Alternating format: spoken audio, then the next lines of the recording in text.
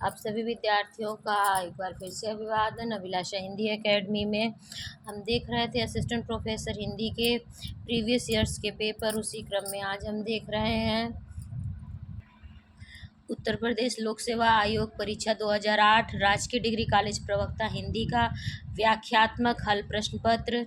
इस प्रश्न पत्र के 80 प्रश्न तक के वीडियो बन चुकी है। आज 81वें प्रश्न से हम देखेंगे। कुल 120 प्रश्नों की श्रृंखला है। आप सभी से रिक्वेस्ट है, यदि पहली बार चैनल पर आए हैं या अभी तक आपने चैनल को सब्सक्राइब नहीं किया तो प्लीज़ ज़रूर सब्सक्राइब करें और लाइक शेयर और कमेंट करना ना भूलें। यदि कोई प्रश्न हो या सुझाव हो तो कमेंट सेक्शन में मुझे ज़रूर दें। देखिए, जो प्रीवियस ईयर्स के पेपर होते हैं वो हमें प्रश्नों की प्रकृति को समझने में बहुत हेल्प करते हैं और रिपीटेड प्रश्न भी बहुत आते हैं परीक्षाओं में। इसलिए बहुत ज़रूरी है कि 10 सालों का कम से कम पूर्व पेपर ज़रूर अवलोकन किया जाए। यदि आप असिस्टेंट प्रोफेसर की तैयारी कर रहे हैं या यूजीसी नेट की, तो सभी की निबंध, कहानियाँ और नाटकों की प्लेलिस्ट में चैनल पर बनी हुई है। एक बार आप सभी ज़रूर अवलोकन करें। तो चलिए बिना देर के शुरू करते हैं। इस प्रश्न पत्र का 81वां प्रश्न, हिंदी साहित्य में के मध्यकाल में ब्रज भाषा का साहित्यिक भाषा के रूप में विकास इस कारण हुआ। ब्रज क्षेत्र ही उस समय शासन सत्ता का एकमात्र केंद्र था। बी है, उस समय की सभी भाषाओं से ब्रज भाषा ही सबसे अधिक संबद्ध थी। सी है, ब्रजेतर क्षेत्र के भाषा भाषियों ने भी इसमें अपने सृजन का माध्यम बनाया। डी है, ब्रज भाषा भाषी व्यापार करते हुए पूरे देश में फैल गए थे। इसका उत्तर होगा सी। हिंदी साहित्य के मध्यकाल में ब्रज भाषा का साहित्यिक भाषा के रूप में विकास इस कारण हुआ क्योंकि ब्रजेतर क्षेत्र के भाषा भाषियों ने भी इसे अपने सृजन का माध्यम बनाया। 82वां प्रश्न है, अवधी भाषा की शब्दावली को साहित्य की परिनिष्ठित शब्दावली बनाने का प्रथम श्रेय इन्हें दिया जाता है। मलिक मोहम्मद जैसी को, कुतुबन को, गोस्वामी तुलसीदास को या मीर खुसरो को। तो इसका उत्तर होगा सी। अवधी भाषा की शब्दावली को साहित्य की परिनिष्ठित शब्दावली बनाने का प्रथम श्रेय गोस्वामी तुलसीदास को दिया जाता है। गोस्वामी तुलसीदास ने अवधी तथा ब्रज दोनों भाषाओं में रचनाएं की हैं। अवधी भाषा में रचित ग्रंथ है रामचरितमानस, पार्वती मंगल, जानकी मंगल, रामलला नहचू, बरवै रामायण।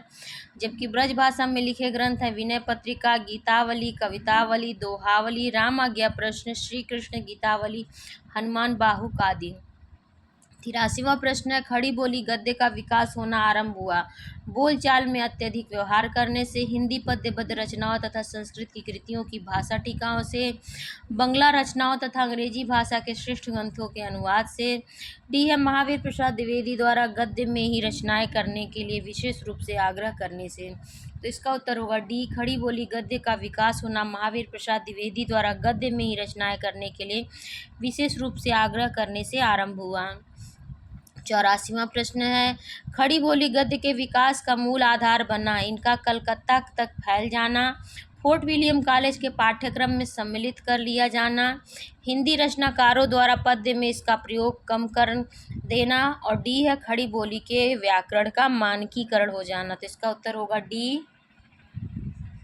खड़ी बोली गद्य के विकास का मूल आधार बना, खड़ी बोली के व्याकरण का मानकीकरण हो जाना। 85वां प्रश्न, हिंदी संविधान में हिंदी को संघ की राजभाषा के रूप में मान्यता प्राप्त हुई 10 मई सन 1963 को, 15 अगस्त 1947 को, 26 जनवरी 1950 को या 14 सितंबर 1949 को। तो इसका उत्तर होगा डी। भारतीय संविधान में हिंदी को संघ भाषा के रूप में 14 सितंबर सन 1949 को मान्यता प्राप्त हुई। इसी दिन से यानी 14 सितंबर को प्रत्येक वर्ष हिंदी दिवस के रूप में मनाया जाता है। 86वां प्रश्न, हिंदी को संघ की राजभाषा के बनाने का जो प्रस्ताव संसद में पारित हुआ उसके प्रस्तावक थे पंडित जवाहरलाल नेहरू, राजर्षि पुरुषोत्तम दास टंडन, राजगोपालाचारी, श्री गोपाल स्वामी अयंगर। इसका उत्तर होगा डी। हिंदी को संघ की राजभाषा बनाने का जो प्रस्ताव संसद में पारित हुआ उसके प्रस्तावक श्री गोपाल स्वामी अयंगर थे। वर्तमान भारतीय गणतंत्र में हिंदी भाषा किस विशेष भाषा के रूप में मान्य है? राष्ट्रभाषा, संचार भाषा, माध्यम भाषा या राजभाषा। तो इसका उत्तर होगा डी। वर्तमान भारतीय गणतंत्र में हिंदी भाषा राजभाषा के रूप में मान्य है।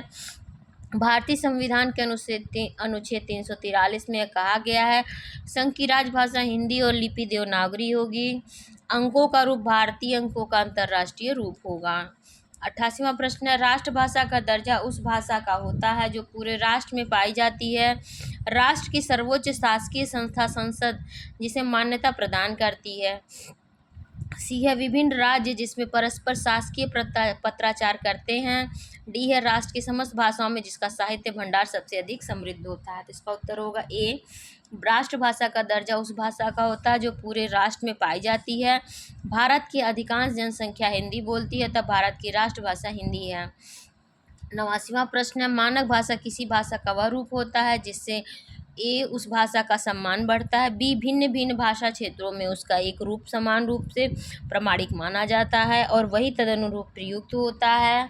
सी जिसके आधार पर दूसरे भाषा रूपों की स्थिति जांची परखी जाती है। डी है प्रदेश सरकार जिसे मान्यता प्रदान करती है। तो इसका उत्तर होगा बी, मानक भाषा किसी भाषा का वह रूप होता है जिससे भिन्न भिन्न भाषा क्षेत्रों में उसका एक रूप समान रूप से प्रामाणिक माना जाता है और वही तदनुरूप प्रयुक्त होता है। 90वां प्रश्न, भारतीय भाषाओं के भाषा सर्वेक्षण का कार्य संपादन एवं कई खंडों में उसका प्रकाशन निम्नलिखित विद्वान की अध्यक्षता में संपन्न हुआ। ए है टी.एस. तोशीतोरी, B Acharya Ramchandra Shukla, C Suniti Kumar Chatterji, D Sir George Abraham Grierson. D इसका उत्तर होगा डी, भारतीय भाषाओं के भाषा सर्वेक्षण का कार्य संपादन एवं कई खंडों में उसका प्रकाशन सर जॉर्ज एब्राहम ग्रियर्सन नामक विद्वान की अध्यक्षता में संपन्न हुआ। ग्रियर्सन अंग्रेजों के ज़माने में इंडियन सिविल सर्विस के कर्मचारी थे। भारतीय शिक्षा विद्या विशारदों में विशेषतः भाषा विज्ञान के क्षेत्र में उनका स्थान अमर है। ग्रियर्सन ने the modern vernacular literature of Hindustan नामक इतिहास ग्रंथ की रचना की है। 91वां प्रश्न, हिंदी की वैज्ञानिक एवं तकनीकी शब्दावली के निर्माण का कार्य करने वाली संस्था का नाम है। केंद्रीय हिंदी संस्थान, बी है केंद्रीय अनुवाद ब्यूरो, सी है वैज्ञानिक एवं तकनीकी शब्दावली आयोग और डी है राजभाषा अनुभाग। तो इसका उत्तर होगा सी, हिंदी की वैज्ञानिक एवं तकनीकी शब्दावली निर्माण का कार्य करने वाली संस्था का नाम वैज्ञानिक एवं तकनीकी शब्दावली आयोग है। यह संस्था हिंदी की तकनीकी शब्दों को परिभाषित एवं नए शब्दों का विकास करती है। भारत की स्वतंत्रता के बाद वैज्ञानिक तकनीकी शब्दावली के लिए शिक्षा संस्थान ने सन 1950 में बोर्ड की स्थापना की। 1952 में बोर्ड के तत्वाधान में शब्दावली निर्माण का कार्य प्रारंभ हुआ। अंततः 1960 में केंद्रीय हिंदी निदेशालय और 1961 में वैज्ञानिक तथा तकनीकी शब्दावली आयोग की स्थापना हुई। 92वां प्रश्न, हिंदी की वैज्ञानिक एवं तकनीकी शब्दावली के निर्माण हेतु संस्कृत शब्दों को प्राथमिकता देते हुए उपयोगी शब्द ग्रहण किए जाते हैं। हिंदी भाषा से, मराठी भाषा से, बंगला भाषा से या डी ये सभी मान्यता प्राप्त भारतीय भाषाओं से। तो इसका उत्तर होगा डी, हिंदी की वैज्ञानिक एवं तकनीकी शब्दावली के निर्माण हेतु संस्कृत शब्दों को प्राथमिकता देते हुए उपयोगी शब्द सभी मान्यता प्राप्त भारतीय भाषाओं से ग्रहण किए जाते हैं।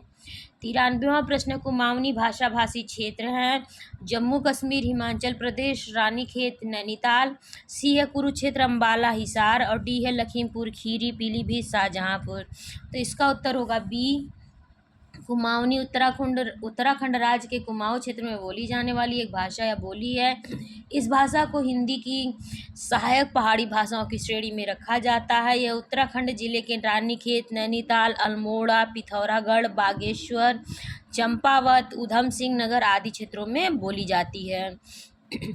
भोजपुरी भाषा अपने व्याकरणिक ढांचे में इस भाषा से काफ़ी समानता रखती है, बांग्ला भाषा से, फारसी भाषा से, ब्रज भाषा से या बुंदेली भाषा से। तो इसका उत्तर होगा ए, भोजपुरी भाषा अपने व्याकरणिक ढांचे में बांग्ला भाषा से काफ़ी समानता रखती है।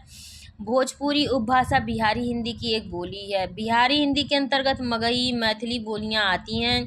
भोजपुरी बोली भोजपुर, शाहाबाद, छपरा, चंपारण, गोरखपुर, देवरिया, गाजीपुर, बलिया, बनारस आदि क्षेत्रों में बोली जाती है। 95वां प्रश्न, खड़ी बोली के परिनिष्ठित रूप का विशिष्ट भाषा भाषी क्षेत्र है। मेरठ, बुलंदशहर, खुर्जा, बी है रोहतक, गुड़गांव, फरीदाबाद, सी है पानीपत, कुरुक्षेत्र, अम्बाला या डी इनमें से कोई भी एक क्षेत्र नहीं। इसका उत्तर है ए, व्याख्या। खड़ी बोली के परिनिष्ठित रूप का विशिष्ट भाषा भाषी क्षेत्र मेरठ, बुलंदशहर, खुर्जा है। खड़ी बोली से तात्पर्य खड़ी बोली हिंदी से है, जिसे भारतीय संविधान ने राजभाषा के रूप में स्वीकृत किया है। भाषा विज्ञान की दृष्टि से इसे आदर्श स्टैंडर्ड हिंदी, उर्दू तथा हिंदुस्तानी की मूल आधार स्वरूप बोली होने का गौरव प्राप्त है। 96वां प्रश्न, ब्रजभाषा का आधार भाषा रही है। महाराष्ट्रीय अपभ्रंश, बी है सौरसेनी अपभ्रंश, सी है अर्धमागधी अपभ्रंश, डी है नागर अपभ्रंश। तो इसका उत्तर होगा बी। ब्रजभाषा का आधार भाषा सौरसेनी अपभ्रंश से रही है। सौरसेनी अपभ्रंश से पश्चिमी हिंदी का विकास हुआ है। पश्चिमी हिंदी के अंतर्गत निम्न बोलियां आती हैं: खड़ी बोली, बुंदेली, हरियाणवी, ब्रज तथा कन्नौजी आदि। 97वां प्रश्न, अवधी भाषा की शब्दावली है: तत्सम बहुला, देशज बहुला, तद्भव बहुला, विदेशी शब्द बहुला। तो इसका उत्तर होगा सी। अवधी भाषा की शब्दावली तद्भव बहुला है। अवधी हिंदी की एक उपभाषा है। यह उत्तर प्रदेश के अवध क्षेत्र, लखनऊ, रायबरेली, सुल्तानपुर, बाराबंकी, उन्नाव, हरदोई, सीतापुर, लखीमपुर, फैजाबाद, प्रतापगढ़ तथा फतेहपुर, मिर्जापुर, जौनपुर आदि कुछ अन्य जिलों में बोली जाती है। वाक्य संगठन की दृष्टि से हिंदी भाषा अंग्रेजी भाषा की भांति अयोगात्मक, अविभक्तिक या स्थान प्रधान है। बी है संस्कृत भाषा की भांति योगात्मक, सविभक्तिक तथा स्थानीय आग्रह से मुक्त है। सी है बंगला भाषा की भांति योगात्मक, अविभक्तिक या स्थान प्रधानता की दशा को पार कर फिर से स्वाभिव्यक्तिकता की ओर बढ़ रही है। डी है चीनी भाषा की भांति एक एक अक्षर में ही पूरे वाक्य का बोध कराने की ओर बढ़ रही है। तो इसका उत्तर होगा बी। वाक्य संगठन की दृष्टि से हिंदी भाषा संस्कृत भाषा की भांति योगात्मक, सविभक्तिक तथा स्थानीयता के आग्रह से मुक्त है। 99वां प्रश्न है, मानक हिंदी व्याकरण में कारक वह व्याकरण कोटि है जो ए कार्य संपादित करने वालों की सूचना देती है, बी संज्ञा या सर्वनाम के कार्यवाची प्रकार को बतलाती है, सी उद्देश्य और विधेय पदों को जोड़ती है, डी संज्ञा अथवा सर्वनाम पद का क्रियापद से संबंध व्यक्त करती है। तो इसका उत्तर होगा डी। मानक हिंदी व्याकरण में कारक वह व्याकरण का कोटि है जो संज्ञा अथवा सर्वनाम पद का क्रियापद से संबंध व्यक्त करती है। हिंदी में कारक 8 प्रकार के हैं तथा उनके परसर्ग चिन्ह इस प्रकार हैं: कर्ता ने, कर्म को, करण से, के साथ, के द्वारा, संप्रदान के लिए, को, अपादान से, पृथक होने के अर्थ में, संबंध का, की, के, रा, री, रे, अधिकरण में, पर, संबोधन हे, भो, अरे। मैं अपना काम आप करता हूँ। इस वाक्य में मानक हिंदी व्याकरण की दृष्टि से आप पद है। ए निकटवर्ती संबंध सूचक सर्वनाम, बी है निजवाचक सर्वनाम, सी है गुणवाचक सर्वनाम, डी है सार्वनामिक विशेषणात्मक सर्वनाम। तो इसका उत्तर होगा बी। मैं अपना काम आप करता हूँ। इस वाक्य में मानक हिंदी व्याकरण की दृष्टि से आप पद निजवाचक सर्वनाम है। ध्यान रहे यहाँ प्रयुक्त आप स्वयं के लिए प्रयुक्त है, जो कि पुरुषवाचक मध्यम पुरुष आदरणीय सर्वनाम आप से अलग है। 101वां प्रश्न है, अनेक संशोधन कमीशनों के प्रयासों के बावजूद देवनागरी लिपि परिपूर्णता नहीं पा सकी। अपनी मूल प्रकृति के ए है आक्षरिक होने के कारण, बी है अन्य भारतीय लिपियों के प्रयोक्ताओं के विरोध के कारण, सी है दूसरी भाषाओं को भी देवनागरी में लिखने के दुराग्रह के कारण, और डी है सरकारी सहयोग न मिल पाने के कारण। तो इसका उत्तर होगा ए। अनेक संशोधनों कमीशनों के प्रयासों के बावजूद देवनागरी लिपि परिपूर्णता नहीं पा सकी अपनी मूल प्रकृति के आक्षरिक होने के कारण। 102वां प्रश्न है, हिंदी भाषा की शब्द संपदा में सम्मिलित है ए तत्सम और तद्भव शब्द, बी है तत्सम और देशज शब्द, सी है तत्सम, तद्भव, देशज और विदेशी शब्द, डी है शहरी और ग्रामीण शब्द। तो इसका उत्तर होगा सी। हिंदी भाषा की शब्द संपदा में सम्मिलित है तत्सम, तद्भव, देशज और विदेशी शब्द। तत्सम संस्कृत के ऐसे शब्द हैं जिसे हम ज्यों का त्यों हिंदी में भी प्रयोग में लाते हैं। तद्भव संस्कृत के जो शब्द प्राकृत, अपभ्रंश, पुरानी हिंदी आदि से गुजरने के कारण आज परिवर्तित रूप में मिलते हैं, तद्भव शब्द कहलाते हैं। देशी ऐसे शब्द जो क्षेत्रीय प्रभाव के कारण परिस्थिति या आवश्यकता अनुसार बनकर प्रचलित हो गए हैं, देशज या देशी शब्द कहलाते हैं। विदेशज अन्य देश की भाषा से आए शब्द विदेशज कहलाते हैं। 103वां प्रश्न है, हिंदी कवियों रचनाकारों की रचनाओं के संबंध में गारसा दत्तासी ने 1839 में, मौलवी करीमुद्दीन ने 1848 में, शिव सिंह सेंगर ने 1883 में और जॉर्ज ग्रीहर्सन ने 1888 में अपने इतिहास ग्रंथ प्रकाशित किए। कालक्रम में बाद का होने पर भी ग्रियर्सन के ग्रंथ को हिंदी साहित्य का पहला इतिहास ग्रंथ माना जाता है, क्योंकि यह सभी पूर्ववर्ती इतिहास ग्रंथों से विशाल है। बी, इसमें रचनाकारों को कालक्रमानुसार सुसंबद्ध करके विश्लेषण करने की दृष्टि। सी, यह कवि परिचय के साथ कविकर्म का भी भाषा वैज्ञानिक मूल्यांकन करता है। डी, हिंदी के कवियों की मुक्त कंठ से सराहना करता है। तो इसका उत्तर होगा बी, हिंदी कवियों और रचनाकारों की रचनाओं के संबंध में गारसा दत्तासी ने 1839 में, मौलवी करीमुद्दीन ने 1848 में, शिव सिंह सेंगर ने 1883 में और जॉर्ज ग्रियर्सन ने 1888 में अपने इतिहास ग्रंथ प्रकाशित किए।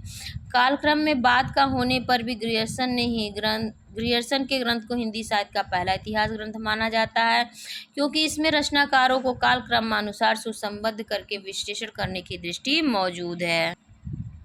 हिंदी साहित्य के इतिहास के विभिन्न कालों में हिंदी भाषा का अपना रूप भिन्न भिन्न होता रहा है। ऐसी दशा में भी उससे एक ही भाषा के साहित्य का इतिहास इसलिए कहा जाता है कि हिंदी भाषा का मूल स्वरूप बराबर एक ही रहा है, भले ही भिन्न भिन्न समयों में उसका कोई एक रूप प्रधानता पा ही गया हो।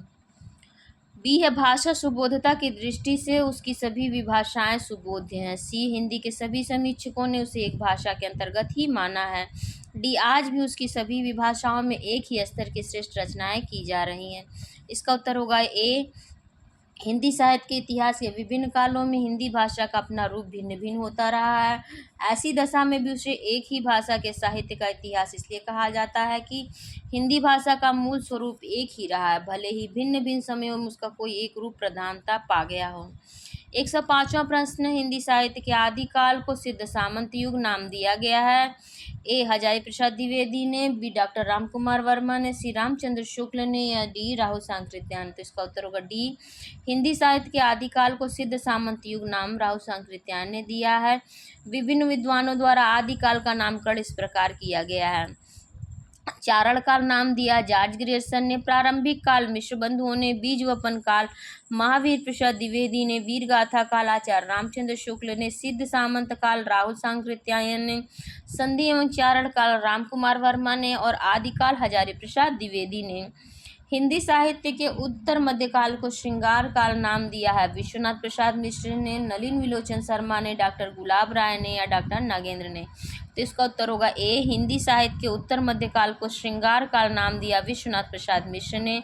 विभिन्न विद्वानों ने उत्तर मध्यकाल का नामकरण इस प्रकार किया है।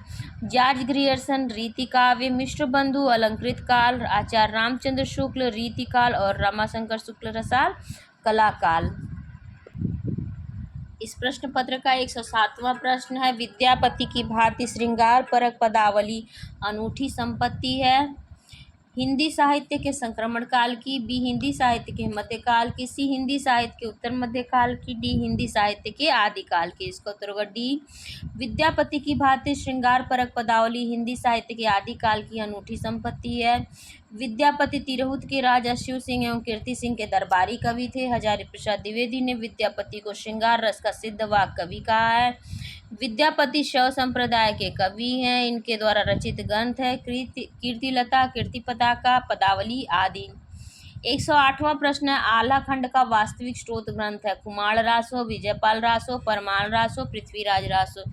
इसका उत्तर होगा सी, आला खंड का वास्तविक स्रोत ग्रंथ परमाल रासो है। परमाल रासो में आला उदल नामक 2 सरदारों की वीरता का वर्णन है। आला खंड को सर्वप्रथम सन 1865 ईस्वी में फर्रुखाबाद के तत्कालीन जिलाधीश चार्ल्स इलियट ने प्रकाशित कराया था। आला खंड बरसात ऋतु में उत्तर प्रदेश के बैसवाड़ा, पूर्वांचल और बुंदेलखंड क्षेत्र में गाया जाता है। 109वां प्रश्न, महुअर बुझई कुसुम रस कब्ब कलाम झइल, सज्जन पर उर आर मन दुज्जन नाम मैल।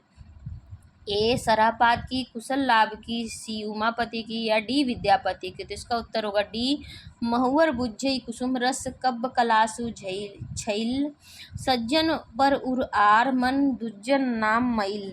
उपर्युक्त काव्य पंक्ति विद्यापति की है। विद्यापति शैव संप्रदाय के कवि हैं। इनके प्रशंसकों ने इन्हें कई उपाधियों से विभूषित किया है, जो निम्न है: अभिनव जयदेव, कवि शेखर, कवि कंठाहार, नवकवि शेखर, खेलन कवि, दशावधान, पंचानन, मैथिल कोकिल आदि। 110वां प्रश्न है, आदिकालीन हिंदी को एक भिन्न प्रकार की हिंदी मानते हुए उसे हिंदवी कहा। राहु शंकरित्यायन ने, अमीर खुसरो ने, डॉक्टर श्याम सुंदर दास ने या क्षिति मोहन सेन ने। तो इसका उत्तर होगा बी। आदिकालीन हिंदी को एक भिन्न प्रकार की हिंदी मानते हुए उसे हिंदवी अमीर खुसरो ने कहा। खुसरो निजामुद्दीन औलिया के शिष्य थे तथा खड़ी बोली के आदि कवि कहे जाते हैं। इनके द्वारा रचित ग्रंथ है खालिक बारी, पहेलियाँ, मुकरियाँ, दो सुखने, गजल आदि। 111वां प्रश्न है, श्रृंगार रस में आकंठ डूबे अपने आश्रयदाताओं की वीरता का बखान करने वाले कवियों में प्रमुख कवि वर्ग था। चारण कवि, अष्टछापी कवि, काव्यशास्त्री आचार्य कवि या घुमंतु प्रवृत्ति के लोक कवि। इसका उत्तर होगा ए। श्रृंगार रस में आकंठ डूबे अपने आश्रयदाताओं की वीरता का बखान करने वाले कवियों में प्रमुख कवि वर्ग चारण कवि थे। राजाश्रित कवि नीति, श्रृंगार आदि के फुटकर दोहे अपने आश्रित की प्रशंसा में पराक्रमपूर्ण गाथाओं का वर्णन करते थे। 112वां प्रश्न है, इसमें अपभ्रंश के सर्वप्रधान कवि हैं स्वयंभू, धनपाल, राम सिंह या कुशललाभ। इसका उत्तर होगा ए।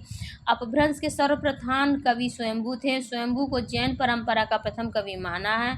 इन्हें अपभ्रंश भाषा का वाल्मीकि तथा व्यास कहा जाता है। इनके द्वारा रचित 3 ग्रंथ बताए जाते हैं, पौंचर्यु, रिठड़ेमिचर्यु तथा स्वयंभू छंद।